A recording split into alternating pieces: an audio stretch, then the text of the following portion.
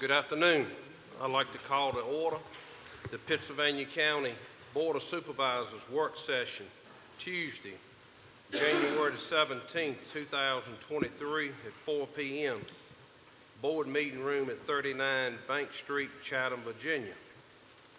Ms. McCluster, can we get a roll call? Mr. Cheshire? Here. Mr. Ingram? Here. Mr. Scarce? Here. Mr. Tucker? Here. Mr. Warren? Here. Mr. Dudley? Present. Mr. Dalton? Here.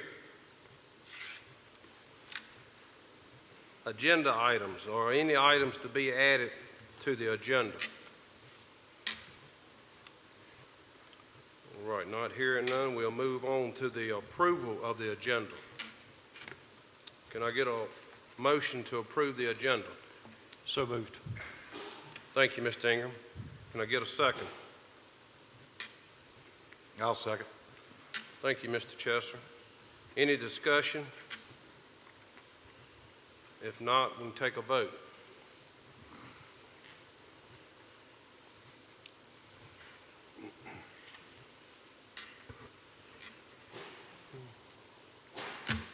Did yours disconnect? Mine didn't come up. Okay, we'll just get yours verbally. Yes. Thank you.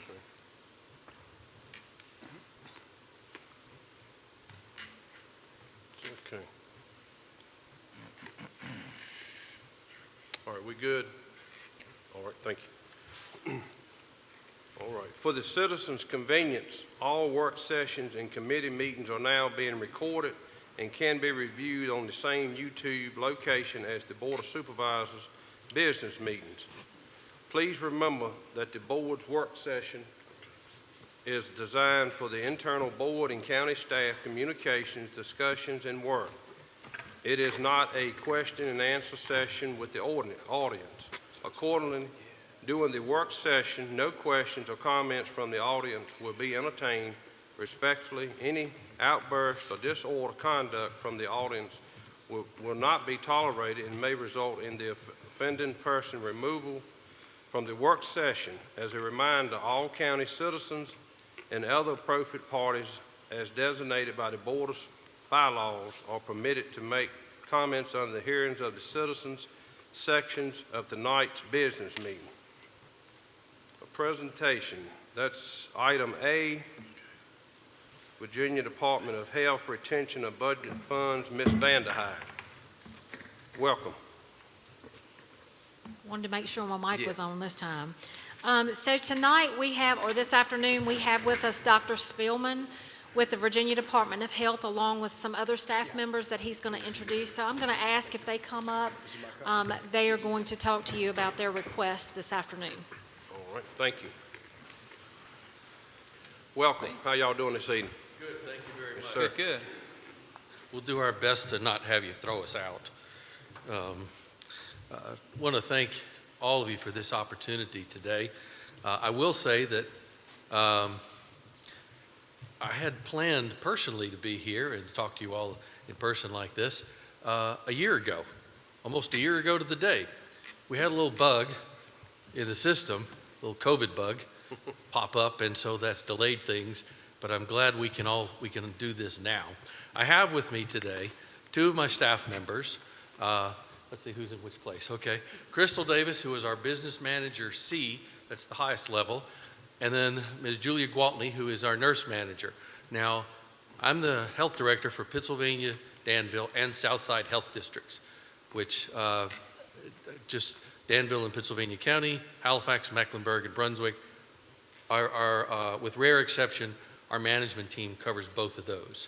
And so we do this at least 5 times. Again, thank you for your time and attention and your consideration of our request today. We know very well that we are servants as government as well as just the right thing to do. I am personally pretty conservative with my money, and so I'm conservative with the citizens' money, and the part that comes from Pennsylvania County and the part that comes from the state and the federal government. So we feel a great fiduciary responsibility to how we handle this. Now, we always have needs more than we have time or money. we don't never run out of ideas, but the ideas are to serve the citizens. And we've also had things like vacancies, as well as that little bug I talked about a little while ago, a little COVID bug, that's kept us from performing some of the duties that we've wanted to do. I'm going to let our staff talk about the specifics, and then we'll be happy to answer questions afterwards. So with that, I'll give Ms. Davis. Good afternoon. As Dr. Spielman said, I appreciate you extending us the courtesy of hearing us today. I'd also like to say thank you for your commitment to the citizens of Pittsylvania County and for taking your time out to serve on this board and the important job that you all do. I'm going to present some information to you all this afternoon. I do have some packets that I have prepared. If you would like copies of these, I'll be glad if I can pass them to the clerk. These are individual packets of the information that I'll go over, and also for Ms. Gwaltney's information that she will present. There are single copies that you can share amongst you. So I know in the packet that was sent to the board, there was a mention to you guys about the fact that we are looking at a cost of a generator, pharmacy-grade refrigerator, and hepatitis A vaccines. Since that has been submitted, our request is actually to still cover the generator, to now cover the cost of sealing and repainting the parking lot at the facility and hepatitis vaccines instead of the pharmacy-grade refrigerator. The majority of the funds that we are asking to continue to use will be put back into the Human Services Center located at H.G. McGee Drive, where we house the Health Department and the Social Services Department. We are currently asking to retain $10,124.64 from fiscal year 22 budget and $95,376 from fiscal year 23. The fiscal year 22 funds are a result of turnover vacancies for a position for an environmental health manager that we are currently in the process of trying to hire. We are getting closer to that every day. The fiscal year 23 funds are from JLARC Countdown, and that is the Joint Legislative Audit and Review Commission, and they have adjusted those percentages each year for the amount that the county is responsible for funding to us. So again, we are requesting the cost of the generator to go back into H.G. McGee Drive. This cost is approximately $40,000. The current generator in place at the Chatham Health Department is an older model Generac, which has had its share of problems in the past. There have been several instances of generator failure, and due to the age of the unit, finding replacement parts to repair the unit can be difficult. In a conversation which occurred this past Friday, January 13th, with Tom Worley, Supervisor of Building and Grounds at Pittsylvania County, we were informed the maintenance crew was on site trying to do repairs and figure out what was wrong with the unit. Prior to this meeting, literally right at 4 o'clock, we just received a text from our nurse supervisor at the Chatham Health Department that the generator is down again. The current generator runs only emergency lights and a few receptacles for our refrigerators that house vaccines. It is not connected to any heating or ventilation, and Mr. Worley said because it is not a large unit, it cannot withstand a lot of connections. It currently runs on natural gas. At Mr. Worley's recommendation, we should proceed with a new, larger generator to be installed strictly to support the needs of the Virginia Health Department so that we can hook everything up that we need and not have to factor in the rest of the building. And if we do this, it will free up the existing generator for the remainder of the building's needs, including social services. The second part of our request to reseal and repaint the parking lot will come in at a cost approximately $40,000 to $50,000. The current lot at the Chatham Health Department has cracks from use over time, and in addition, the lines in the lot are extremely faded, making parking for the public somewhat confusing. We are requesting to use approximately $50,000 of the carryover funds to reseal and repaint the entire parking lot, both the public and employee use parking lots. And finally, we would request to use the remainder of the funds once these improvements have been made to this county-owned building to cover the cost of hepatitis A vaccines. In light of the coming Caesars Casino to the city of Danville, we are expecting to see a possible uptick in hepatitis A cases with an increase in migratory traffic, such as those associated with the casino. This could potentially affect food workers, sanitation workers, tattoo artists, and more. We are requesting that the Pittsylvania County Board of Supervisors approve for the Chatham Health Department to utilize the remaining funds after completion of the aforementioned projects to purchase a supply of hepatitis A vaccine. I'm going to turn this over to Ms. Julia Gwaltney, Nurse Manager, to discuss the ramifications of what happens with no generator and no hepatitis vaccines. Thank you. Thank you all for allowing us to be here today to present our concerns and how we would like to retain some of this money and use this money. Currently, as Crystal's already said, the generator is not functional. The problem we have with our generator is when it doesn't function, if the power goes out, we can lose thousands and thousands of dollars of vaccines. Currently, the vaccines that we have in our health department, we have over 24 different vaccines there that cover all of the required vaccines for children. It covers adult vaccines, such as hepatitis vaccines, hepatitis A and B, rabies vaccines, shingles vaccines, and other vaccines that we give for our adults. So you can imagine, along with the children's vaccines and the adult vaccines, just to give you an idea of the cost of some of the vaccines that we have had in our refrigerator that we would have lost if we had no generator and the power had gone out. We had over 1,400 doses of flu vaccine. The flu vaccine came to a total amount of $28,560. So if the generator wasn't functioning and power goes out, that vaccine can be lost. We also had rabies vaccine. The rabies vaccine that we had in the refrigerator came to a total of $15,446. That's just two of the vaccines that we have in the refrigerator or freezer systems at the health department. And like I said, we have over 24 different types of vaccines in various amounts. These vaccines have to be stored at certain temperatures. The refrigerator temperatures have to be stored between 2 degrees Celsius and 8 degrees Celsius. The refrigerator vaccines cannot tolerate frozen temperatures. So if our temperatures go down below 2 degrees, we've lost all of the vaccines in that refrigerator.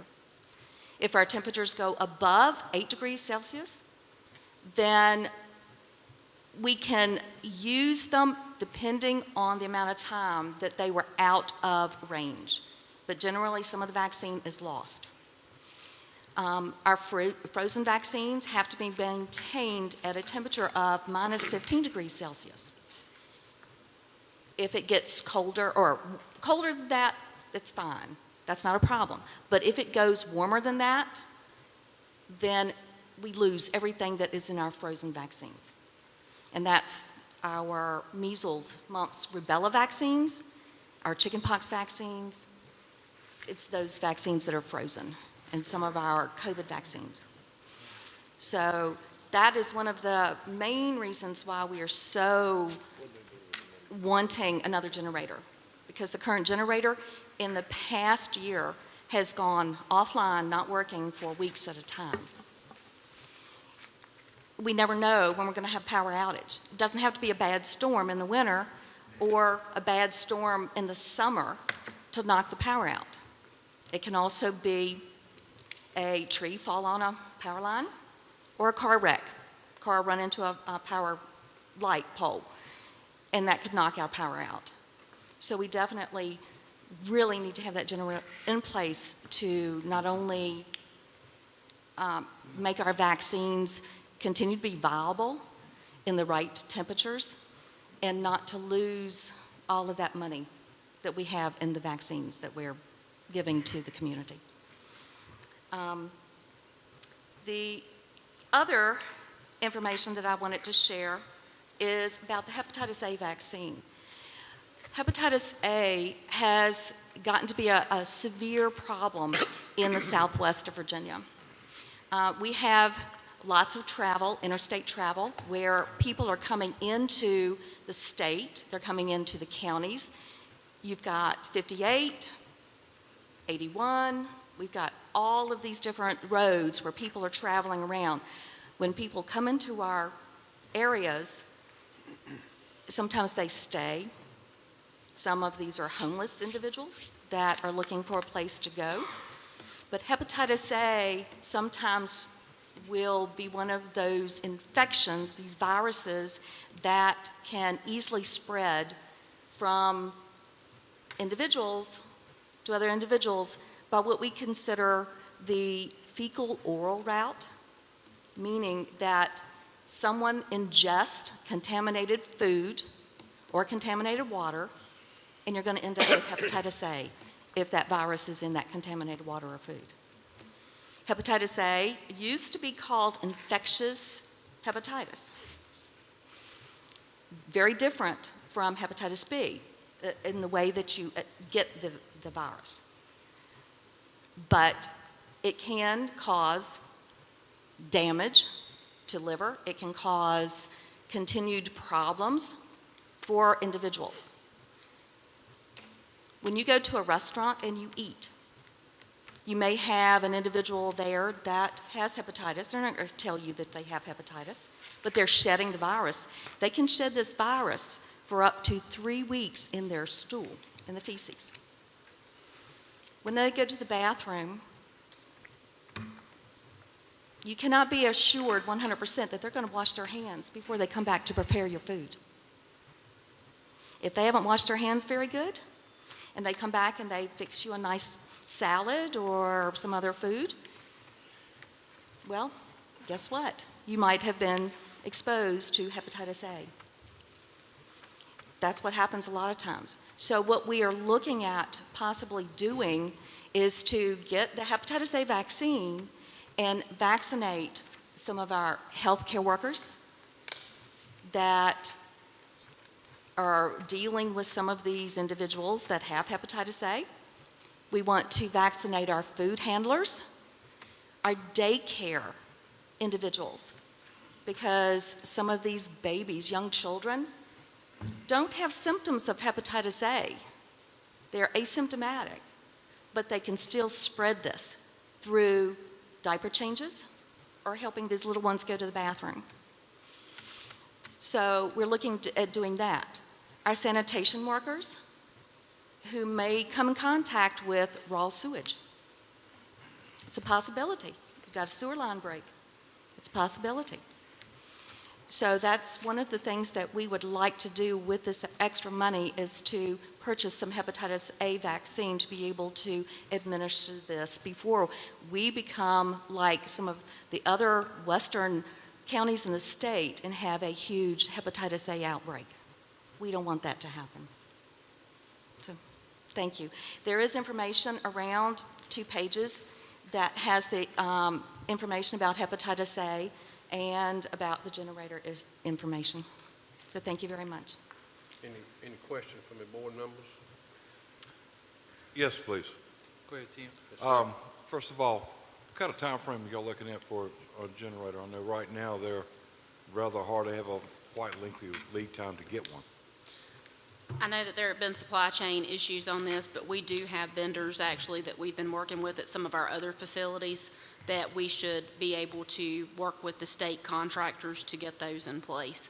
Our hope is to have these things resolved and build out probably by June of this year. That is our hope and our intent, is to have this money spent, the projects completed by June of this year. Are we going to stay with the natural gas or are you going to a diesel generator? Yeah, we'll Natural gas preferably. yeah, that's what it's running with now.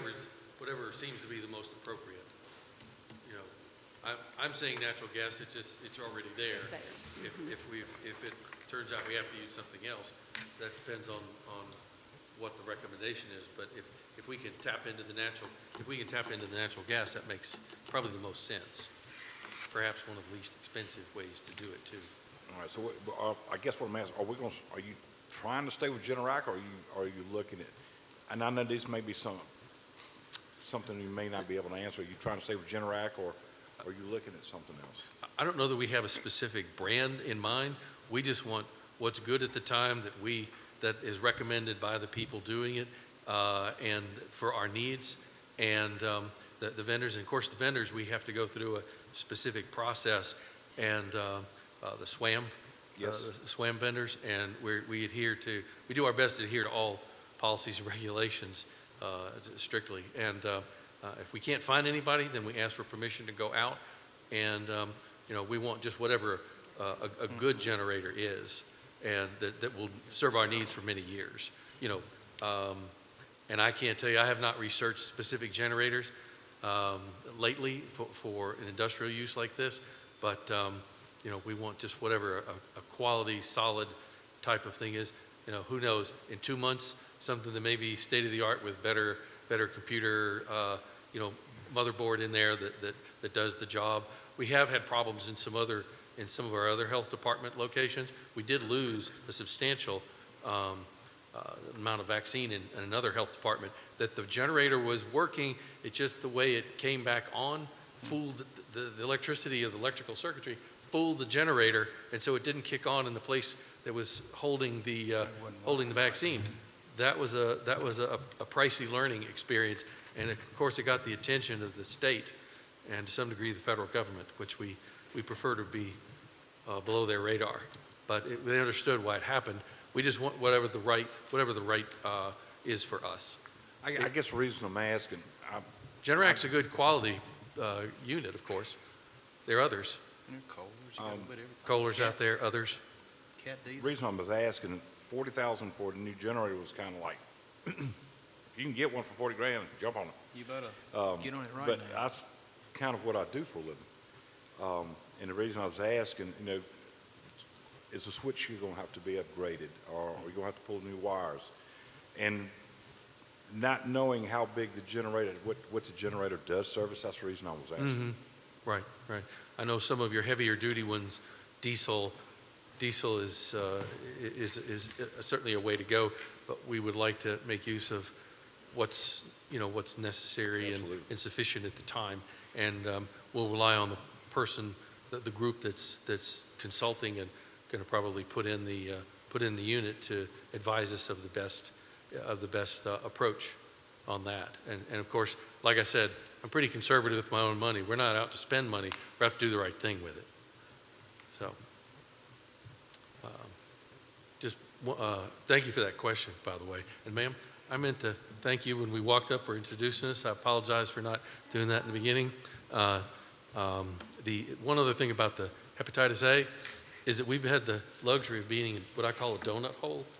If you think of any interstate south of here in North Carolina, 77, 81, 85, 95, those are the primary areas of travel, and those have a greater influx and prevalence and incidence of hepatitis A. That donut hole that we've enjoyed is shrinking, and when we have things like the Rock Festival, we have things like the casino, 29 is becoming a more traveled route, and there are more people that perhaps carry some of that, or people here, perhaps here in the general area, are more at risk. We just want to try to reduce that risk. We can't eliminate it, we want to reduce it. Thank you. Other questions? Any more questions from board members? Mr. Dudley? Yes, sir. Who is your electric provider? And are you on three-phase designated line, or do you know? Sounds Yes. good to me. I don't, They are. I have to say, I'm not absolutely sure. I would think, 277, 480. I got you. Okay. I apologize for not No, it's knowing that, okay. but It's okay. Have you sit down maybe with your electric provider? Because I know that they'll offer a service to come in, evaluate what you have, and then tell you and actually help you, well, get some folks in there to wire it or whatever. we intend to do what we, sit with the appropriate people. I don't know if we've been able to speak with them yet, but we've had someone give us a rough estimate of what this would be, and of course we don't want to be in a position of promising before we can deliver. Because I know 40,000 is mighty cheap for, Small number. if you want a really, really good cat or whatever, as far as So- generators you're- goes. So I think If part of it's- that, and I recognize like the 40,000 is a lot cheaper. I'll say with us, and again, referencing what Dr. Spielman said about certain vendors that we have to use through our, what we call the EVA system, they're contracted, they have purchase orders in place. Our most recent generator that we actually installed at one of our other facilities, and we had to do and go through the whole bid process to get that done. But the most recent one, and this has actually been about a month ago, so that's how recent this quote has been, and that was their quote to install the generator there for 40,000. So, To install the generator. right, well,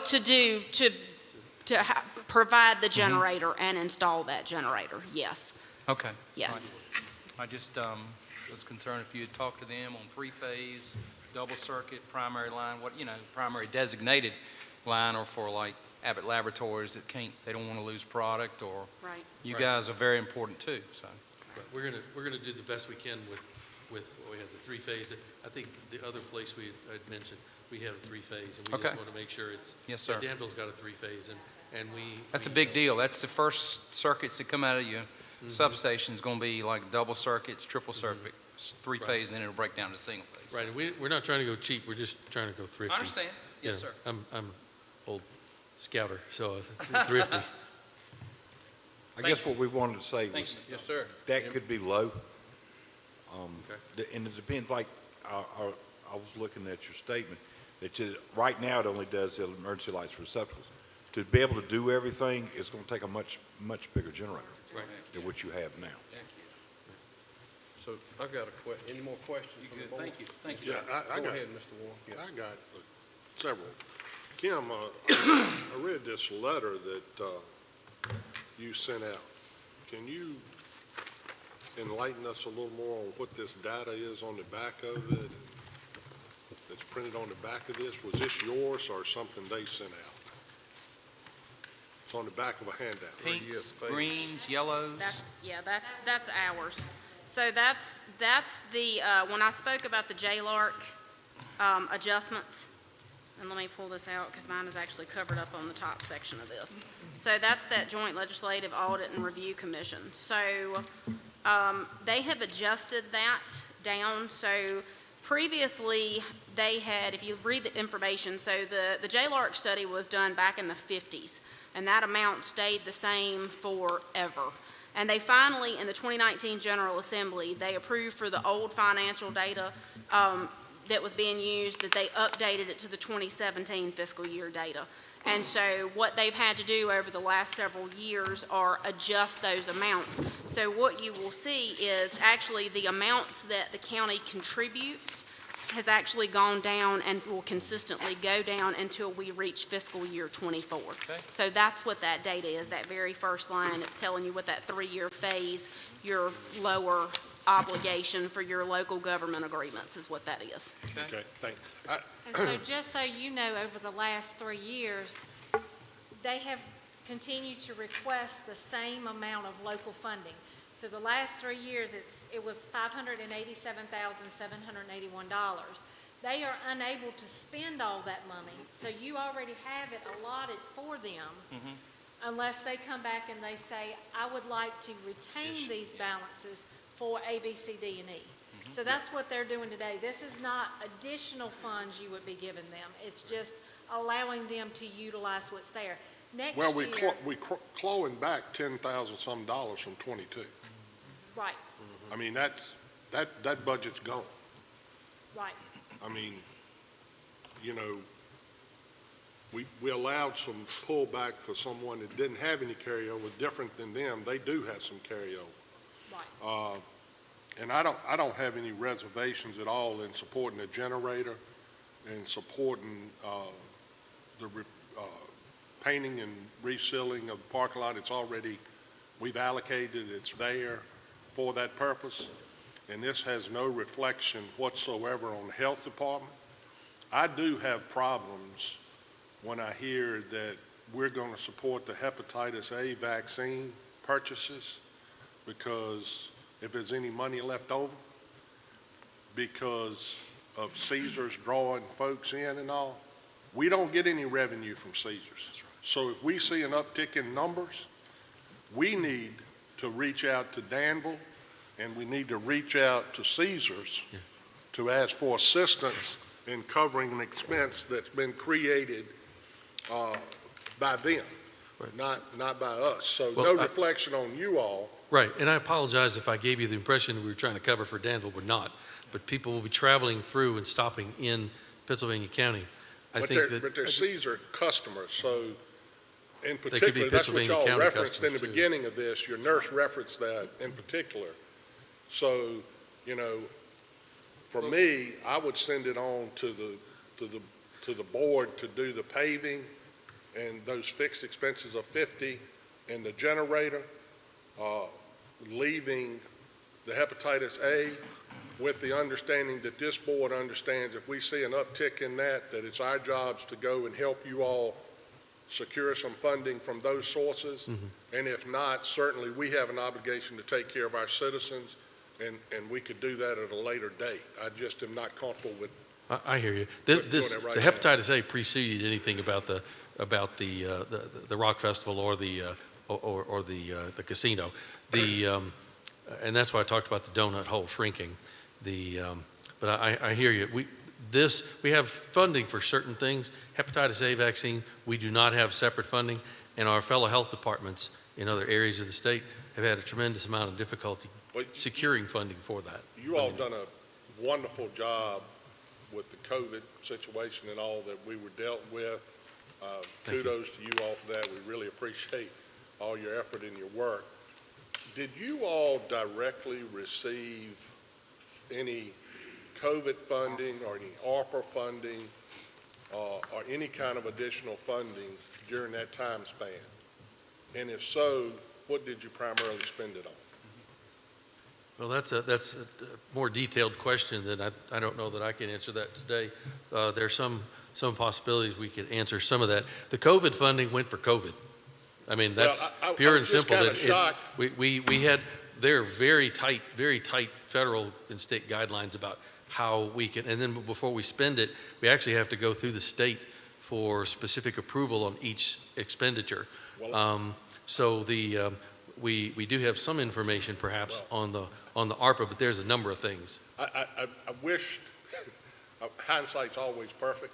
I wished you to come to us about the generator when we had the COVID funding and all, because we could have used some of our COVID funding to bought that generator, you know, had we known. So, I mean, it's always good to use somebody else's money instead of your own. You can't. That's why we've come to you. That's why we've, Mr. Warren, that's why we've come to you tonight. Hey, you're a numbers man, figure it out. So, Mr. Hunt, I'm assuming we need a motion to send to the full board? Yes, if you make a motion right now, it'll go for action at tonight's meeting under matters from work session. Okay, Mr. Chairman, I'd like to make a motion that we go ahead and approve the funding for the $40,000 for the generator and $50,000 for the reseal and repainting of the parking lot, and that at this time, we don't fund the hepatitis A vaccine for the reasons that's already been mentioned, but with clarity that we understand that they may come back to us and need that funding, and you all remind us that we told you to do that if we have an uptick. We'll be most happy to. However, prevention is better than corralling, and so I'd rather lock the gates and keep that type thing out and vaccinate people ahead of time, with all due respect, than to try to catch up on it, because then we'll be trying to put the horses back in the barn. Well, unfortunately, we're about evenly split in this county on that.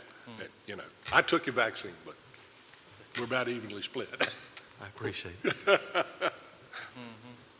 Go ahead, Mr. Garrett. Well, I don't want to mess up the motion, but I did have a couple of questions. Well, we don't have a second yet anyway. No. Have discussion. Can I get a second on the motion? I'll make it motion second. All right, got a second? by Mr. Dudley. Any discussion now, Mr. Cass? Yeah, just a couple questions. I'm assuming, I didn't track well, this is the offices over by DSS building?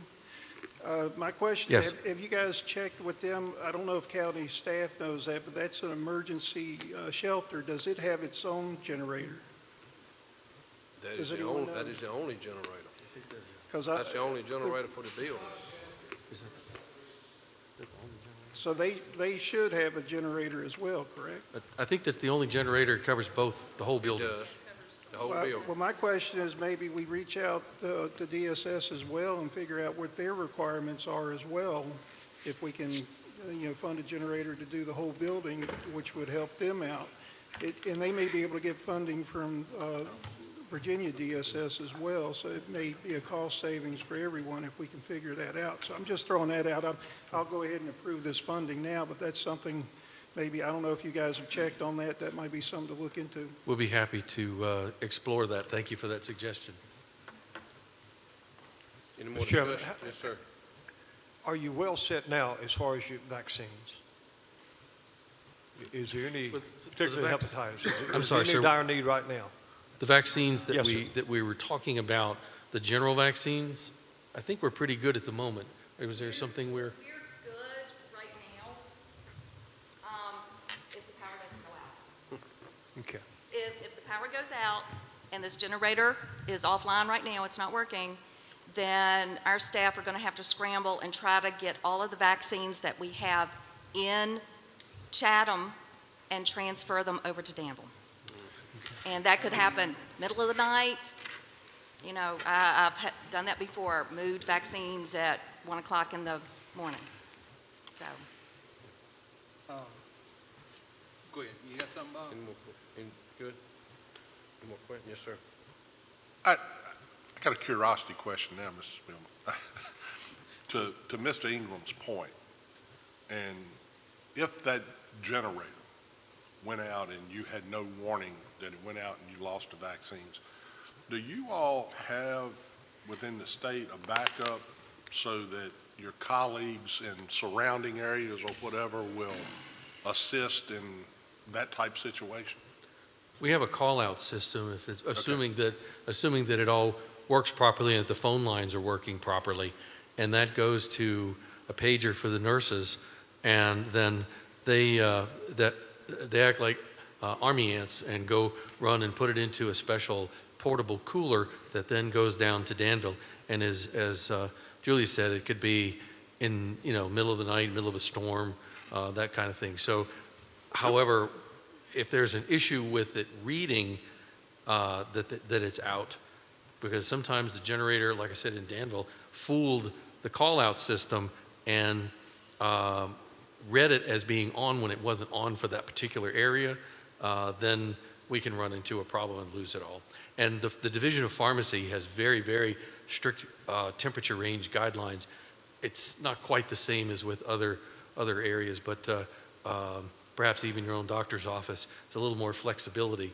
But for us, we have very strict guidelines about how we do it.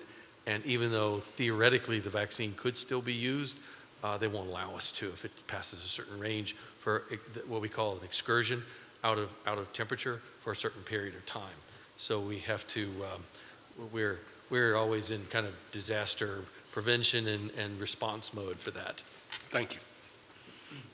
one of the things I can point out too is that we're in a position of having two health districts, that if something happens in one health district, then our other health district can step up. And when we had a problem with our big refrigerator in Southside, I transported vaccine up to Danville and had it stored in Danville. We do have transport systems that will maintain temperature and freezer temps at the appropriate ranges for up to 3 days. But we don't want to store them there for 3 days. We want to get them to a place that can actually monitor and call us when the temperatures, when the power goes out and when the temperatures get to an excursion. Thank you. Again, thank you all very much. Yes, I sir. know we've Thank taken you. up a lot of your time. We'll be happy to entertain questions, and I appreciate all the consideration, and it's been a real pleasure. You know, I've dealt a lot with the public schools, and Dr. Jones, he's a gem, and then we've done quite a number of other physicals for your bus drivers, and they're just a great group of people to work with. So thank you, and of course, everybody we've dealt with in all of Pennsylvania County has been really supportive and kind and very pleasant and professional. Thank you very much. Thank you. Thank you. Thank you. All right, gentlemen, we're ready to cast a vote. Any more discussion? Hit it.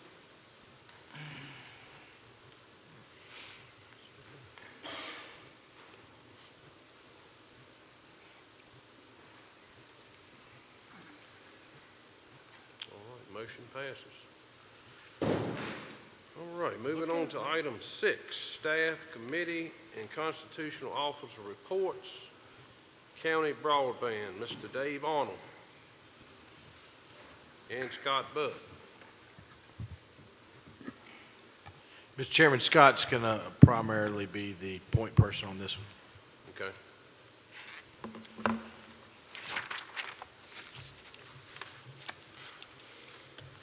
How you doing, Mr. Chairman, Welcome, board Mr. members? Budd. Yes, sir. River Street Networks, our representative point of contact with them, he couldn't make it to the meeting, Rob Taylor. So he suggested to do it remotely, but we told him just send me an update and then I would handle it. And then the question is, he's set up for next month, if you guys want to have him come next month, or just do it keep on a quarterly basis and have him show up in April. So that's completely up to you. We can make that decision. There we go.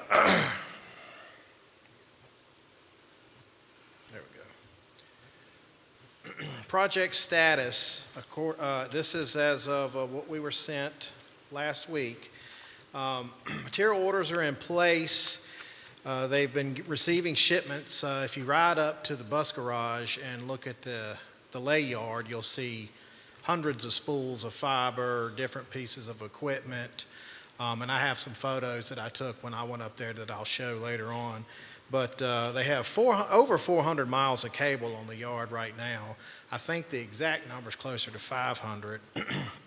They have PON cabinets.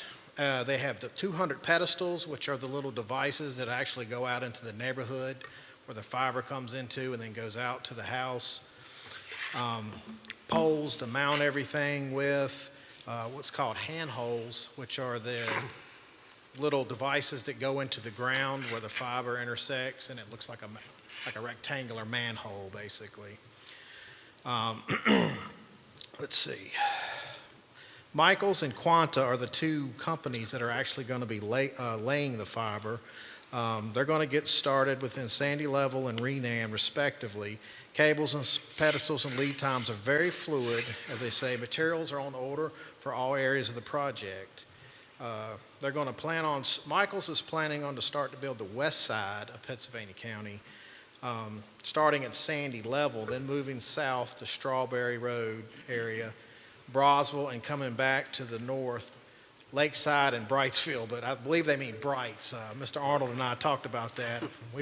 I'd never heard of a Brightsville, so we're assuming that's Brights. That'd be Brights. Yes, sir.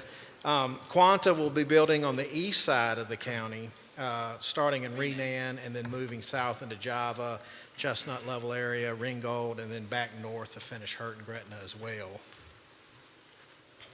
Here's a timeline that it's hard to read on my slides, but I made sure you had copies. Brights area, it's designed and awaiting field staking. So the timeline on that is Q3 2023 for the staking and an early 2024 construction start. Gretna is designed and awaiting field staking, same as Brights, 2023, Q1 2024 construction start. Hurt, kind of the same thing there. Lakeside is, field staking is 100, and Lakeside, of course, is near the lake, Smith Mountain. Field staking is 100% complete, and construction with Michaels has been executed, and Construction starts concurrently with Sandy Level, and the construction should be completed within Q2 or Q3 of this year, 23. And we did ask, after an area is completed, how long will it take before citizens can start signing up for the service? And once the construction is complete, depending on how many people call and order at the same time, it's 7 to 10 days. But each construction area has 120 days to complete. So from the time they start construction to the time they finish. And now, the timeline does not include, that 120 days doesn't include weekends. It doesn't include days they can't work for holidays or bad weather. But so 120 days to get the fiber in the ground and set up, and then usually after everything's done, 7 to 10 days to get citizens notified and calling and having it come out to set up. They are going to be getting with us later with more materials that we can hand out and put on our website to let the citizens know what the plan is if their area, and once their area gets close to being completed, numbers to call. And what they would like is for people who are interested in it to call ahead of time instead of waiting for it to be completed, so they kind of know what they're looking at completion of how many homes to start rolling it out to right away. The Renan area is staking is 100% complete. Construction with Quanta execution is imminent. Construction start date is to be determined pending on contractor addendum approved. 12323 equipment amounts. This is the equipment that the contractor has, 4 plows and 4 drills committed by Quanta. What that means is they're going to have 4 separate groups out in the field working at the same time at different areas to try to speed the project up. Sandy Level, 100% complete field staking. Construction crew with Michaels is executed. Construction start date is last week, 1/16/23, start drilling, rounding Pond Church area. Michaels starts with 2 drills and 2 plows with more to follow if needed. And in the south part of the county, the Brosville area, the land is surveyed and certified. We're awaiting lease agreements and executions for some of the central offices. Field staking is going to start Q2 2023. Construction date depends on materials, but around Q4 23, Q1 24. Java is land surveyed and certified. They're waiting lease agreements. They're about 40% done with the field staking. Construction start date, depending on materials, is Q3 of this year. Ringgold area is land surveyed and certified. We're waiting a lease agreement execution for the CO. And CO is central office. It's basically the buildings that we're setting in place that all the fiber in that one area will come into and then branch out again. Field staking to start Q2 2023. Construction start date is depending on materials as well, but Q4 23, Q1 24. Strawberry Road area, land surveyed and certified. Field staking is 30% complete. Construction start date, Q3 23. And Chestnut Level area, land negotiations are ongoing for the central office. We hadn't tied that down just yet with some landowners. They're working on it. Site may change because of that matter. Design and field staking is pending because we're waiting on where to put the CO. You can't really do your staking and design until you know where the central office is going to be. So that's kind of holding that area up. And so they're thinking Q4 23 and Q1 24. And this is a kind of the small map, I apologize, but this is the areas, and then the square boxes are what we call the COs, which is where the central offices are going to be. And the greens are confirmed, and the yellow is in progress. And here's some pictures that like I said, I went out to the drop yard and took a few photos. Each one of these reels, if you can see from the first 2 pictures I took, has over 20,000 feet of fiber spooled onto it. One has 20,068, the other one is 20,242. There's some pretty big rolls too, taller than I am. And there's just a few more pictures of the cable. And, yes, sir. Can we ask you questions? Yeah. I can try to answer, best I can. Well, you were day one. You know, I see that, and I don't want to jump out in front of Mr. Ingram, but I see that Broswell is still in yellow. If we could check and see what the feasibility of trying to get that to go green, or I'm not saying they're all not first-rate priorities, but you know, we're having a lot of, at least Mr. Ingram is, and I'm getting calls too from citizens that have had, let's just say, less than quality internet. And if we could help our citizens out that really run through that corridor, it's also in Westover District in particular, it would be really helpful, because not only have they not had good internet, they've had, what's been available has provided very, very weak service. And they deserve better. Thank you, guys. And I'm not picking on y'all, but I'm very skeptical about this. And I've said it numerous times, because from the time I came on the board, all I heard about was how wonderful SCS was, and that fell through. And, you know, this is year number 4 on the board, and we still are being questioned by the citizens is, where is my internet? And it's, what Mr. Warren's talking about is going to be item D, and I'm not going to be quite so nice when we get there. But having said that, what is the rationale by going north into the less populated areas where you have more density of citizens around Danville, from Ringgold to Cascade and et cetera?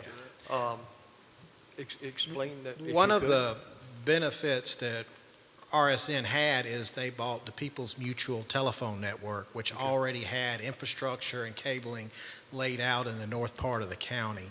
So since they had all that infrastructure in place, that was where they decided to start, because it was a lot less work to get done to get people internet as fast as possible. Those equipment hut locations or office locations, central offices that Scott was referring to, they already had those locked down in the northern part of the county. So in essence, that area had a leg up. That's your Renan. We can go back to the map if need be, but Renan, Gretna, Hurt, Brights, Sandy Level, and Lakeside, all those are that former People's Mutual Telephone Company area, mostly. But yes, as far as Broswell and the more southern locations, Broswell's is pretty close in terms of solidifying the lease agreement. I will say that, because Scott and I and other staff have been actively working with assisting River Street in their design and permitting contractors to lock everything up with regards to those leases. I don't know, and we can certainly, will again, we'll convey your interest to look at doing what you can to get these other areas going and not just starting north and working your way down. We'll be more than happy to convey that. I'm inclined to say that they probably have a strategy to how they're planning to navigate and weave through the county and work through it ultimately, you know, but again, we don't have any problem just passing along y'all's interest in that regard. And you know, I can say, and Scott and I can both say, that the, what's that location? The Java location is very close to having everything buttoned up on the lease agreement side for the central office location, as well as Ringgold. So, When you say central office, is that the hut that you're talking about? yeah, it's a fancy name for an equipment hut. Okay. Which won't Like have what you see anybody underneath working the out south- of it. Like the little buildings underneath South. Collectively, as a board, is there anything else that we can do to help speed this process up? Because I get calls all the time of people having to work from home and not being able to, all the time. And like I said, when we get to item D, that's going to be another conversation. Yeah, I don't want to get ahead of ourselves. We all know item D, and we'll be talking about that here shortly. They're probably tuned in and watching this right now, as a matter of fact. Well, I hope so. And so we can have, Rob is more than happy to be here as early as next month to the meeting. And it's up to you all. And again, we're happy to make that happen. He's already blocked it off on his calendar. If the update we've given is adequate, then we can look at having them come on site in April. It's y'all's call. I think it Yeah, I would think we need to have that, yeah. next month would be appropriate, Okay. because he should be Everybody here agree to with that? actually answer Board? some of these questions and fill these questions for himself. Sure. Okay. Yeah. We would love to hear about progression, not promises. Yeah, totally right. I don't get it. I get that all day, yeah. Yeah. It's a I lot know for me you to do. say. Yeah, yeah. I just Ms. like to Gass got a kind of question. remind all the board members here, the priority of this project was to give internet service to the 12,000 or so individuals in the county that have absolutely nothing. It has nothing to do with this provider in Brosville area, which I think everyone agrees is doing a piss poor job of supplying internet, but we do have a service. So keep in mind that from the beginning of this project, it was to service residents that have nothing. Underserved. And everyone else is going to benefit from that because they're going to run the fiber throughout the county, and eventually everyone is going to get service off of this, I believe. But you also got to keep in mind, too, putting in an infrastructure of fiber across the county is not an easy job. And it can't happen overnight, and we've been waiting on supplies for one thing. It seems like the calendar for me they're progressing pretty well. So I'm not going to downgrade anything that they've done so far, because you got to go back and realize what their actual job was, to supply these residents that have absolutely nothing out there. And that was actually requirement of some of the federal grants that we got, is they had to provide it to someone who has no other option. Wasn't it actually unserved and underserved? Correct. Unserved is the primary focus of the 2022 VADI, Right. But which means nothing, like you. I guess my point would be, based on what's occurred up there now, you're now underserved. I understand Sure, that, Steve. yeah. But still, yet, when you come through the highly populated parts of Westover, Brosville, you get to Cascade and Axton, they are very much underserved. Yeah. Yeah, very So- much. So, And just to point out too, the criteria changed as well. Last year, it was internet speeds of 25 megabits per second over 3. Well, just this year, the state has yet to announce who won the 2023 VADI grants. However, this year's criteria was 100 over 20. So that just, I guess at the time when we were awarded this 12,000 passings project, which is ultimately what River Street's working on right now, the criteria, the bar was much lower. And that, Well, we were getting more than the minimum anyway. I mean, River Street was going to do more than the. well, that's true. 25, They were going to yeah. work in these other gaps as they can. Yes, correct. Yeah. But yes, we will be happy to convey to River Street that the board would like for them to be here next month. Yeah, that'd be good. thank you.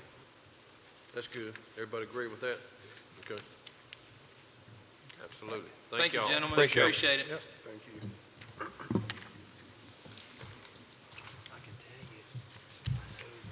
All right. Thank you, Scott. Moving on to item 6B, a temporary resident occupancy camper zoning issue. Discussion. Miss Emily Ragsdale.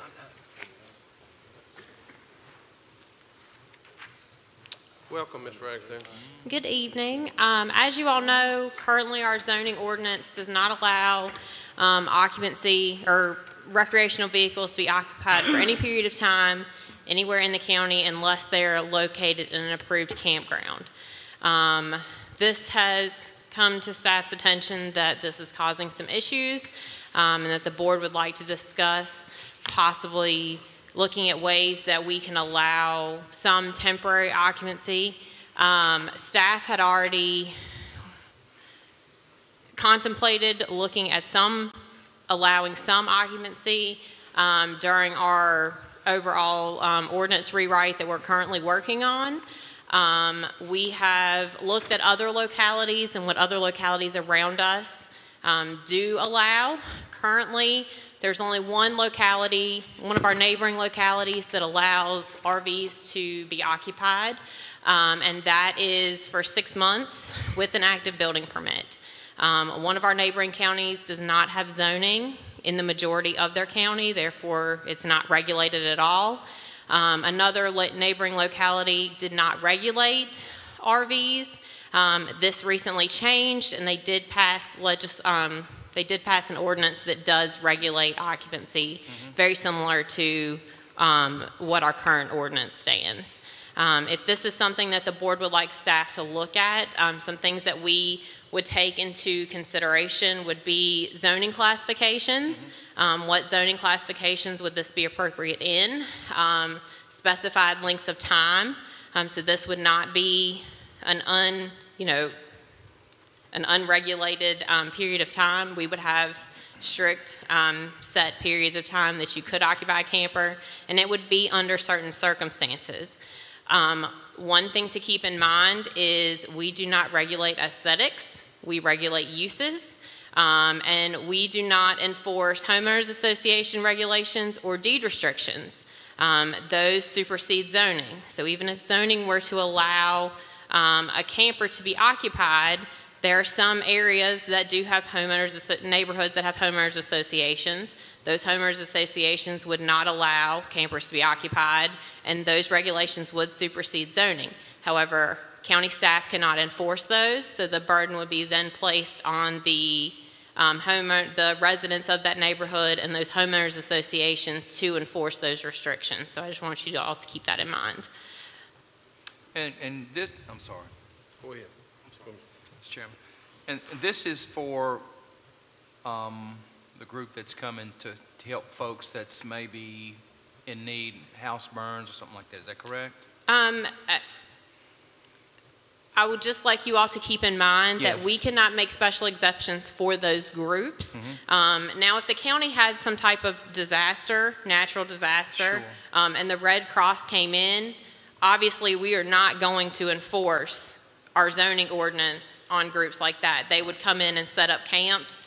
They would offer specified locations as kind of a refuge for people that were displaced, and staff would work with them to set that up. This is more along, most of what county staff sees and the requests that we get are not people that have been displaced. In my almost 3 years here, I've had one person that requested to live in their camper because of a fire. They did not come in and get a building permit. They were just going to move into the camper indefinitely. The only reason we found out that there was a fire at that location is because we cited them for living in the camper. And then that got us working with them to get the house fixed. And staff did work with them through that process. We did not just kick them out of their RV. We just made sure that they were making progress to get back into the house. The majority of requests that we see, we got 2 of these last week, are people from out of state who are buying land in Pennsylvania County and then just want to come in and put an RV on the property, and they want to live off-grid. They don't want to be made to put in a well and septic. Well, then where does your waste go? That's a violation with the health department. Or, they may build a house, but they're not sure when they're going to build the house. They really just want to get here and get their RV on the land, and then they'll figure out what they're going to do from there. That is about 90% of the requests for living in campers that staff sees. Either that or we get, most of the citations that we issue for that are they've got family that's here that don't have anywhere else to go, but they don't want them living in their house, so they put them out in the RV type of situation. It's not a true, there was some natural disaster or the house burned or they were displaced. We seldom get requests for, I'm building a house, I would like to live in my camper while I build my house. That is a possibility that staff would allow with an active building permit for a set period of time. But we would have requirements about tying into well and septic and making sure that all of these things are in place prior to you locating that RV on the property. So these are just some of the things that we'll have to take into consideration if you all would like for us to review the ordinance. Mr. Chairman. Yes, sir. Devin Taylor's here. I would love to hear him speak a few minutes, but Counselor, I don't recall us ever making an emergency change to an ordinance. Is that a possibility? We have to go to legislative committee. You would still have to have a public hearing to change Okay. our ordinance. That's what- And yeah. also, if, there's a lot of nuance to this, and I agree it's a great program Mr. Taylor has, but you don't want to have unintended consequences. Perhaps the best route is to send it to the legislative committee for us to make the sausage and attack the nuance and bring you a recommendation that satisfies the parties. Yeah, if we could give Mr. Taylor a few minutes, I'd like to hear him. Yeah, I don't have a problem. Emily, thank you. Thank you, Emily. Appreciate everything you do, girl.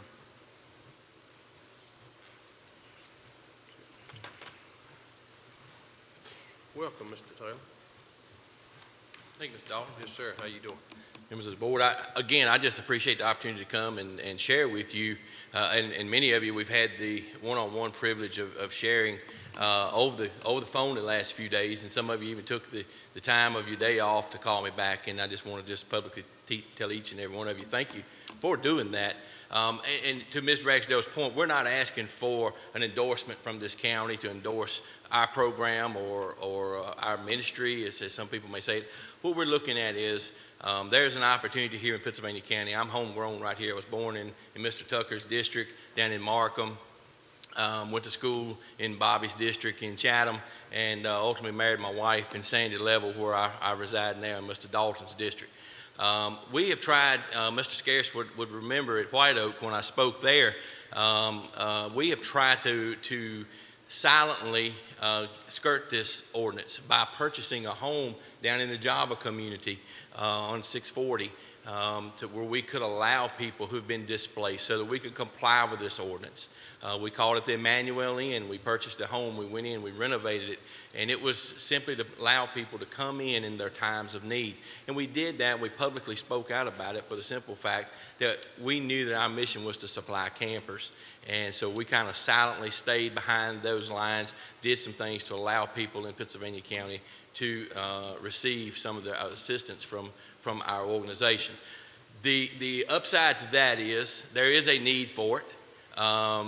Because we couldn't even finish the Emmanuel Inn before we had people needing to move into it, even in an unfinished state, in which we began to allow folks to use that because of their time of loss.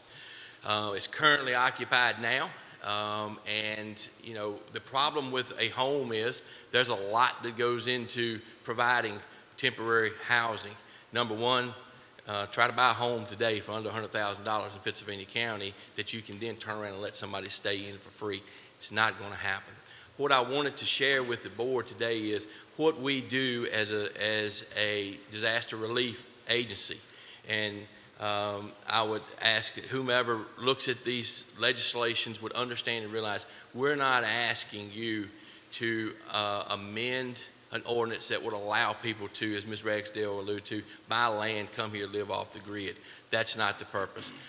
In the month of December, we had two people come to us, one person in Mr. Dudley's district and another in Mr. Ingram's district that lost their home. One lost her home to a house fire.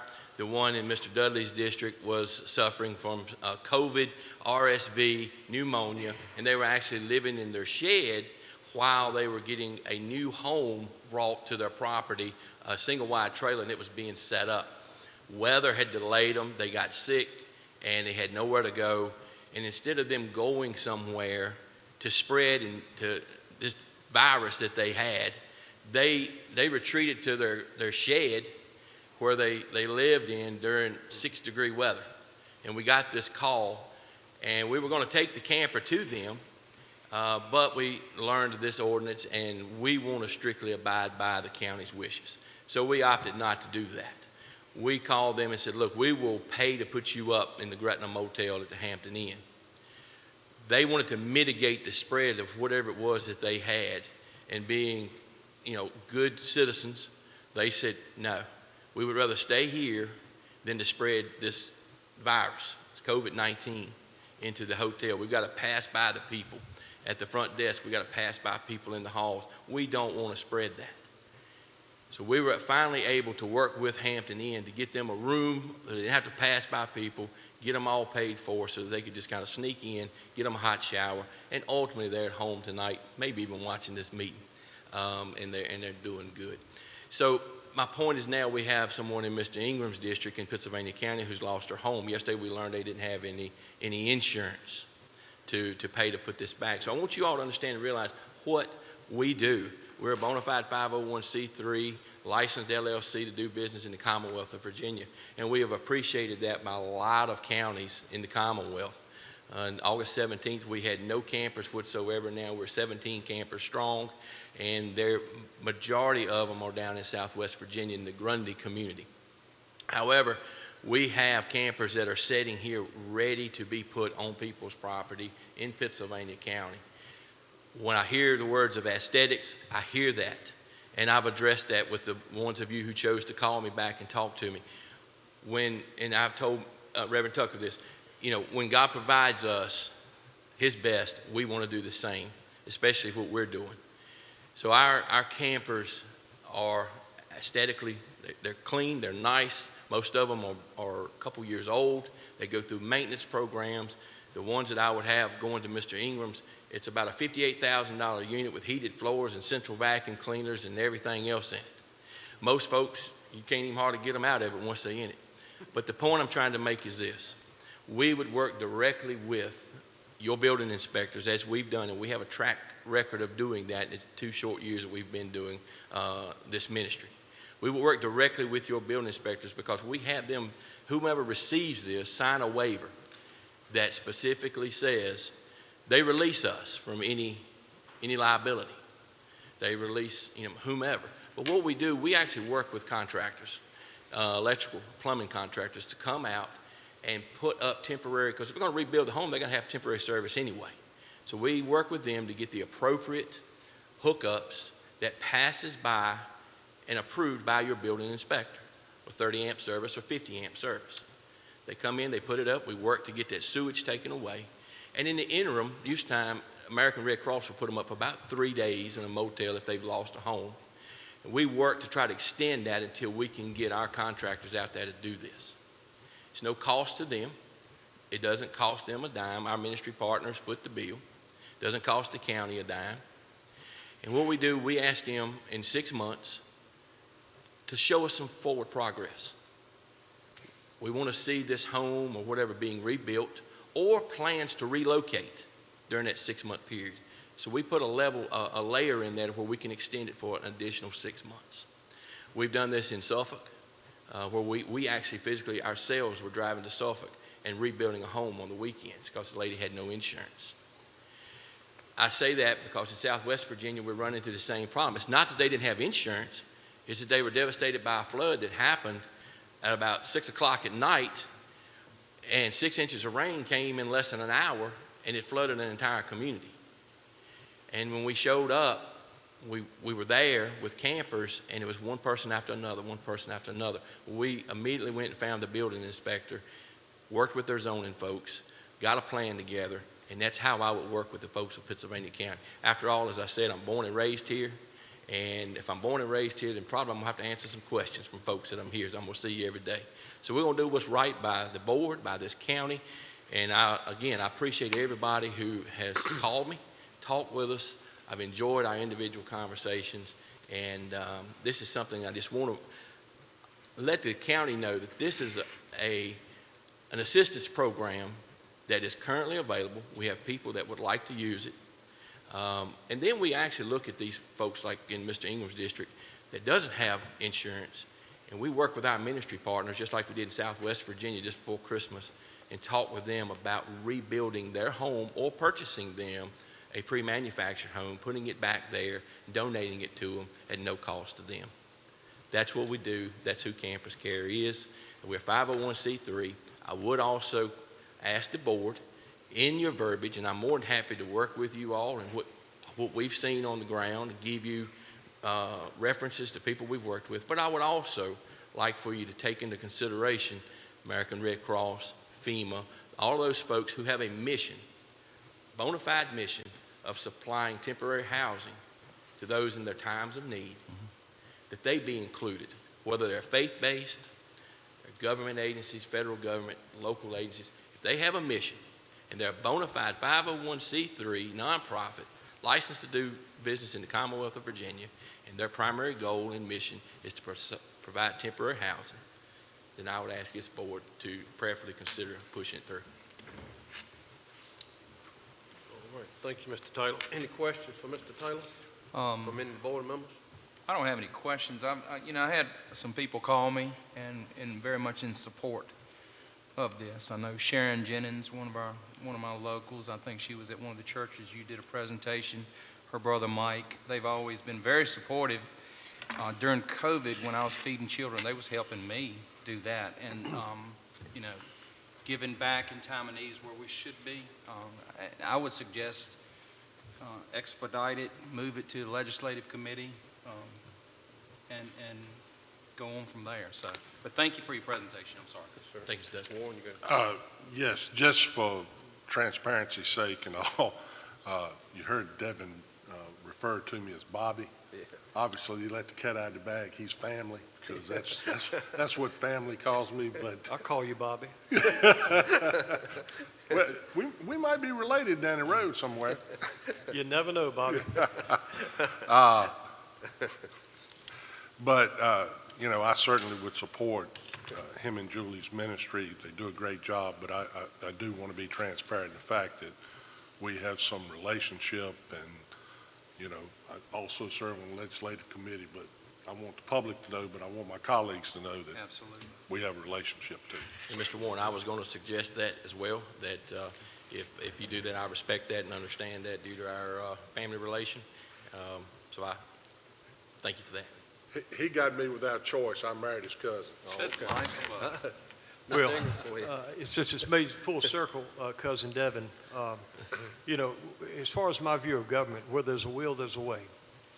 And, when we need money, we seem to find it. When we need positions, we seem to allocate them. And when you talk about ministry, I firmly believe that while you do walk in accordance with government and those elected officials, is that we should never impede a ministry in any capacity and work with them and to help facilitate it as quickly as possible. And as you mentioned, some of the situations that's behind us, there's nothing we can do about it. So I guess technically what I would hope is, it was already said, is expedite what we can to help this ministry to develop right here for our home people. And thankfully, we don't have people that are, burn out every day, every week. Really, one is one too many. But I just hope that collectively as a board, and I think I know the heart and the spirit of many here, is that we can make this work. Yes. And I hope we can make it work sooner than later. But thank you for what you do. Thank you, Mr. Mr. Chairman, Yes, sir. also, I'd like to thank you, sir, Mr. Taylor, for making your presentation. And I concur, we need to get it to the legislative committee to see if we can't move in a positive direction. I was eminently impressed with the phone call and also the presentation, but at the same time, this board has to be fair to the remainder of the residents of the county in terms of, these permits, that sort of thing, because if you open that door, there's always going to be people that are going to be taking advantage of and living in these RVs, and they won't really be in compliance with what we were presented prior to your coming up. So those are things that I asked the board to also keep in consideration, and also the legislative committee, that we are able to police it and also put some type of teeth in there to prevent that sort of thing. But thank you. Mr. Tucker, if I may, just to talk to your point there for one moment. Whether this board knows, and I'm sure most of you do, you know your district. Currently, there are several people, dozens of people in every district currently living in campers today as we speak. And they're living in them outside of the zoning ordinance. What this ordinance does, it prohibits bona fide disaster relief agencies from coming in and following the color and the letter of the law. So what I would ask this board to do would be to fix that law so that we could, as a 501c3 disaster relief agency, FEMA, whomever, be able to walk into that zoning office and say, we're here and we make the application on behalf of the person receiving that camper or that travel trailer or that RV. Now, I'm not asking tonight or this afternoon that this expands into somebody that just wants to buy property and say, well, you let them do it. If you write that verbiage locked tight as you have this current ordinance with the unintended consequences, it's written so tight right now that if law enforcement agencies from outside this community decide to come in with what is titled under DMV's description of a recreational vehicle that a lot of them use as mobile command trucks without a permit, they, in fact, are in violation of your current ordinance as written. The way I read the law and the way that some scholars of the law has interpreted it for me. Therefore, that's why we have declined to help some of these people in Pittsylvania County for two reasons. Number one, in total transparency, with me being a law enforcement officer employed by the sheriff's office, also a ministry, I don't want any negative markings on either myself nor our ministry that we're in violation of the law, we're doing something in violation. Any more questions? Well, I'll comment too. I think we need to direct this to staff to go ahead and move quickly, set it up in legislation meeting, and look at doing something for situations like this. I mean, if we can't help people in need when the house burns down, I don't know who we're going to help. I mean, I'm not going to sit here and promote homeless, put people out on the street. So, I mean, I really think we need to look at it seriously and quickly and get it set up. Not just open it up to anybody to bring a camp in, but situations like you just talked about. Well, I would also direct your attention to Chairman Dalton. Not too many years ago, in Appomattox County, a tornado went through and destroyed about a dozen homes, and all you could see was a sea of blue tarps. And in about 30 minutes, the slides started coming out on the unaffected campers, and that's where people had to live during that time frame. What does this do for them? As we talk to Mr. Cheshire and different ones on the phone, this provides them an opportunity to stay on their property.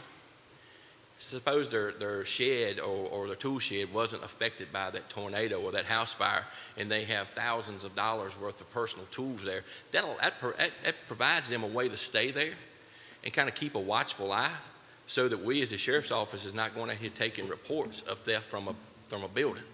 Because when those things happen and they hit the newspaper, people look for that and they loot and they go out. We see it time and time again in the areas that we do. Also, I would also submit to this board that we heard from Ms. Ragsdale with regards to some of our adjoining communities, and that do have that, and we do. We have campers in Franklin County. We do have campers in Halifax County, and I think Mr. Schlimp, before he began his reign, his predecessor, Mr. Davis, and I went down to Halifax County, and in my office upstairs, there's a resolution from this board, and I think, Mr. Warren, you were the only one at that time that was actively on this board. The board's changed. We actually signed that resolution and presented to me by the Honorable Dan Sleeper for doing similar to what I'm asking this board to do. We did it in Halifax County, and that board at that time actually gave us an accommodation for going and doing that. Okay. Any more questions? We good? Thank you, Mr. Taylor. Thank you all. Yes, sir. All right, moving on to item 6C, EMS hospital diversion discussion. Mr. Chris Key.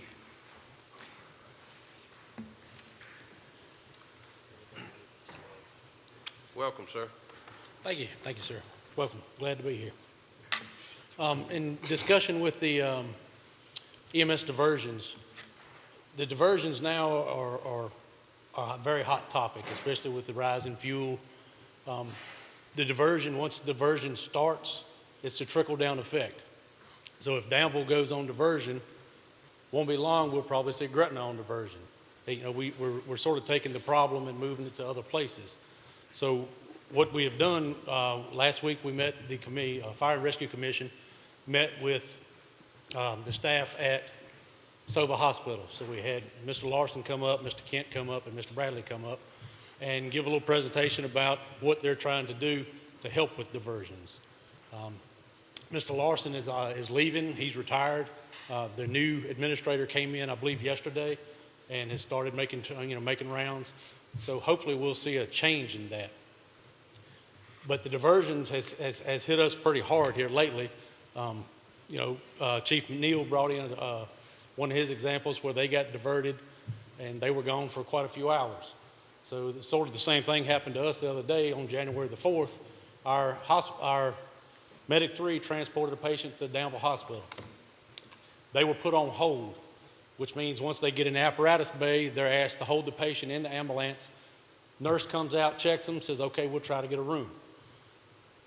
They called at 9:30. They'd been there over 2 hours and asked if they could swap their crews out because they were supposed to be going off shift at 7, new shift coming on. So we got them swapped out. They were still there till after 11 o'clock in the morning waiting for a room. So you can see where this is going. Building up the overtime. We've asked the hospital about it. They say it's a outpatient problem. They're having problems. They're not seeing a large increase in inpatient with more coming in, but they can't get them out as fast. The problem is they've shut down a couple wings of the hospital. They're short on staffing. So by doing that, they can't continue the care. They can't move them up to the floors to continue care. They're having to hold the patients in the ER to continue their care until they can get them transferred to another hospital, get them transferred to a nursing home or whatever their status, whatever they may need. So just wanted to open up discussion with that tonight, just so you're aware of what all is going on. Hopefully with the new CEO coming in, hopefully we'll see a change in that. Danville is on diversion at this time. They've been on diversion for a little bit over 2 days now. And like I said, that does the trickle-down effect to the other hospitals. Gretna is only a small hospital. They can't offer that continued care. So they have to transfer their patients out. So just wanted to open up that discussion tonight. Any questions? Any questions? Board members? Mr. Ingram? I met with Alan Larson and the hospital staff a few months ago when Mr. Mundy was here. And of course, Mr. Warren was chairman when they announced the expansion of the new ER. And back then it was 12 million, now it's 20 million. And so my thoughts is to give this new CEO benefit of the doubt that he can constructively make some changes because internally we pretty much know what the problem is. And they spoke of it the other night. So I would say with all kindness, give them a chance to make some concerted changes. And if they can't do it, then we'll readdress it and see what we can do to help them along. But I likewise had a constituent that was 90 years old that sat in the back of an ambulance for over 3 hours at Danville. And she's 90 years old. That's totally unacceptable. So anyway, with the new CEO, hopefully he'll make a difference. But thank you for what you've done. Well, the whole medical field, has suffered from the COVID pandemic. You're just not getting the people that are interested in working in the medical field, from nurses and doctors. We're even seeing it for the EMTs and paramedics. It's hitting everybody hard. You still have people abusing the system. Yes, sir. They get an ambulance ride because they need a ride. They say they have a headache or an ingrown toenail, and then you have a space problem, and then you have a personnel problem where a lot of hospitals cannot keep nurses. But as was referred to the other night, Lynchburg don't have that problem. True. So we do need to look at it. Thank you, sir. Yes, sir. Yes, sir, Mr. Warren. I was looking at your weekly numbers you sent out, and you sent out numbers that showed dispatch getting the call and then when they were back in service. And I guess I just want to be able to better understand the numbers because it looked like that most of the returns back to service was happening within 20 minutes of getting in the ER. So if an ambulance is sitting outside, I'm assuming they're not considered in the ER yet. Well, they're staged or on hold in the parking lot. Okay. So that would be. We're trying to better track that. Yeah, in that template you sent out, I saw the different varying categories. So when I see it looking like it's 20 to 30 minutes of getting into ER, that's actually, I assume now, from hearing you tonight, that's rolling them out of the truck into the ER, passing off the information and getting back. Yeah. So it's not including that staging time. Yeah, we had one of the agencies the other day, they actually had 2 calls back to back, and was en route and then diverted to another hospital because they already had 1 ambulance sitting at the hospital waiting. Thus, they missed the 3rd call. So when they had a 3rd call in their area, they were out of ambulances and they were sitting at the ER for over an hour waiting for a room. So. I do hope the new administrator can get a handle on it. Obviously, I'm concerned about the overtime and I'm concerned about all that, but most of all, I'm concerned about if we got an EMS ambulance sitting there for 2 or 3 hours, that means that somebody's got to cover up for the area that ambulance normally runs in. So now we got a time problem of getting there, and we all know in certain situations, minutes make a difference. Yeah. So, thank you for what you do. Yes, sir. Absolutely. Any more questions for Mr. Key? Thank you, sir. Thank you. Appreciate your time. Thank you, sir. All right, moving to item 6D, Zito Media Internet Discussion. Looks like that's going to be Mr. Dave Arnold.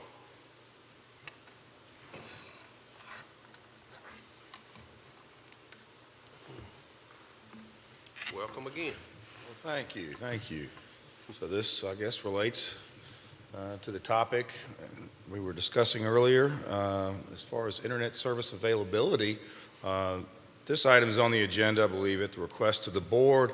I'm just here as kind of a facilitator, somebody to answer any questions and discuss next steps, just to provide a little bit of background information. As I believe most everybody's aware, Zito Media acquired Chatmoss Cable in the fall of 2021. And the map that you all see there on screen is showing Chatmoss Cable's service area in Pittsylvania County with that semi-transparent yellow. And then the yellow dots are locations of county residents who currently have Zito service, and they have participated in our county broadband availability survey.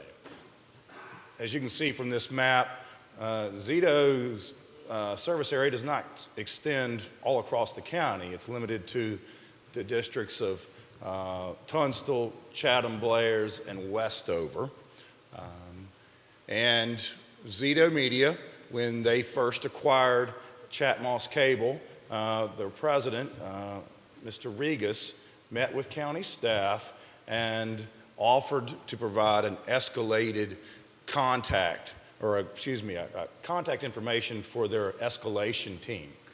And so beginning in early 2022, we have started passing along information on behalf of residents who have been having difficulties with their Zito internet service and have been unable to get that resolved when working directly with Zito.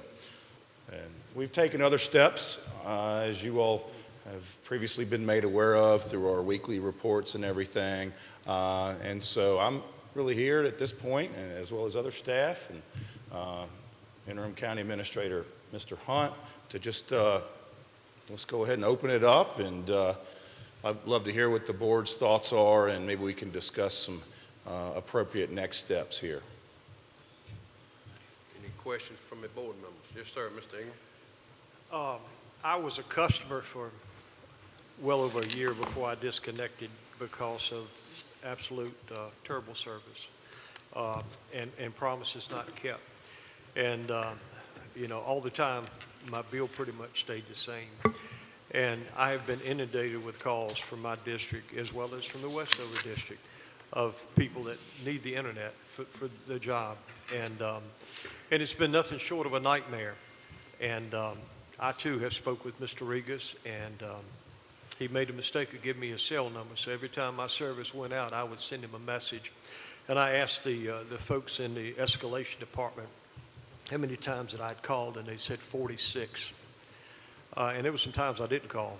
But anyway, having said that, you know, they spoke of expanding and improving on the internet, and to this day, they haven't done it. It is horrendous. And then I recently found out that they were not going to fix the cable, which supplies most people with the internet, that they wanted to run the fiber optic and upgrade. There's been absolutely no effort to do that, nothing. And so, you know, we've talked about River Street, and I look at that in a positive sense, but I'm talking about Zito, a company that is here, that's established. They bought out Chatham, who's in business for over 30 years, and they keep blaming Chatham for the, you know, the insufficient equipment, you know, and I just don't buy that anymore. So, representing 3 districts that have this service, I would like to see our board come up with some kind of extremely constructive, direct way to tell them that they're going to have to do something about the internet. It's just that simple. I've talked with internal staff, and they verified in a real nice way that it's not getting done, and it's not going to get done. A lot of promises, but no service. Thank you. Any more comments from the board? Just Go say ahead, something, Mr. Chairman. Scarce. Yes, sir. I'm also a proud customer of Zito, and I had an outage over Christmas, about 7 days, no cable, no internet service, so I'm not very happy with them. And if I had another opportunity for another service, I would take it, but I do not. So I get plenty of calls on this as well, and most people that could transfer services have done that, so I don't know how much longer they're going to be in business. I would try to impress upon them the displeasure of my constituents anyway. Thank you. Well, Mr. Chairman, staff will get a letter drafted on behalf of the board to Zito about our displeasure, and then we'll try at the staff level, and we may loop in 1 or 2 board members of the affected areas, and we'll try to meet with their executive staff and see what the issue is. And if we don't get satisfactory answers, there are other avenues of escalation that we can proceed, but we at least should give them the opportunity to meet with us, I think. Okay. I Thank you, will, Mr. Hunt. will add that Starlink is coming spring of '23, so that's Elon Musk, his internet provider. Okay. At least that's what he said. Thank you, sir. Appreciate what you've done. Any more questions? Any other questions? Thank you, Dave. No, sir. Thank you, Dave. Appreciate it, Appreciate buddy. that. Thank you all. Yes, sir. Mr. Hunt, item 7, do we have any business meeting discussion items? Not to my knowledge, sir. All right, will you read us into closed session? Certainly. We have 3 closed session items tonight. The first one is discussion, consideration, or interviews of prospective candidates for employment, assignment, appointment, promotion, performance, demotion, salaries, disciplining, or resignation of specific public officers, appointees, or employees of a public body. Legal authority, Virginia Code Section 2.2, 3711A1, subject matter county administrator, search county attorney evaluation, employment agreement, purpose review of the same, discussion of next steps. The second closed session item is discussion concerning prospective business or industry or the expansion of existing business or industry where no previous announcement has been made of the businesses or industry's interest in locating or expanding its facilities in the community. Legal authority, Virginia Code Section 2.2, 3711A5, subject matters unannounced prospective businesses, industries, purpose, general economic development projects update. And the third and final closed session is discussion or consideration of the acquisition of real property for a public purpose or of the disposition of publicly held real property where discussion in an open meeting would adversely affect the bargaining position or negotiating strategy of the public body. Legal authority, Virginia Code Section 2.2, 3711A3, subject matter, jail land update, potential property acquisition, purpose, legal consultation / legal advice regarding the same. Thank you, Mr. Hunt. Can I get a motion to go into closed session? I'll make a motion. Second. Thank you, Mr. Chester. Second, Mr. Ingram. Any discussion? If not, we're ready for a vote.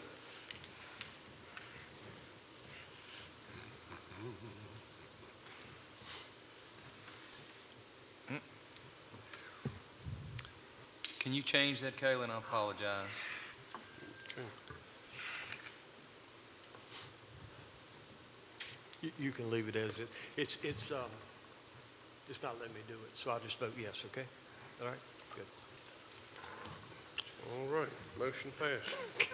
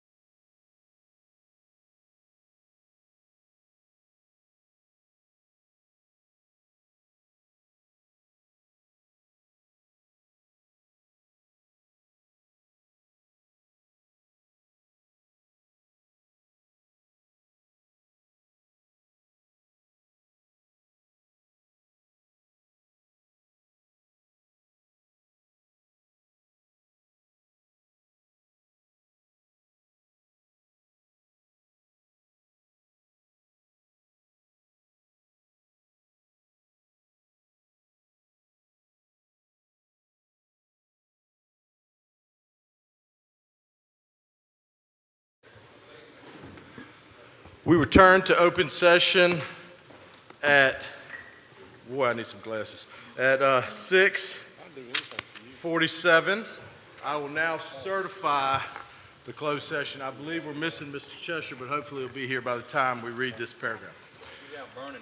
Be it resolved at the Pennsylvania County Board of Supervisors work session on January 17, 2023, the board hereby certifies by recorded vote that to the best of each board member's knowledge, only public business matters lawfully exempted from the open meeting requirements of the Virginia Freedom of Information Act and identified in the motion authorizing the closed meeting were heard, discussed, or considered in the closed meeting. If any board member believes that there was the departure from the requirements of the act, he shall so state prior to the vote indicating the substance of the departure. The statement shall be recorded in the board's minutes. I will now do a roll call vote. Mr. Dalton? Yes. Mr. Dudley? Yes. Mr. Warren? Yes. Mr. Tucker? Yes. Mr. Scarce? Yes. Mr. Ingram? Yes. And do we know where Mr. Cheshire is? He's out. He should be here in a minute. Okay, well, I will go grab him and hopefully we'll go get him to vote, okay? He's out back.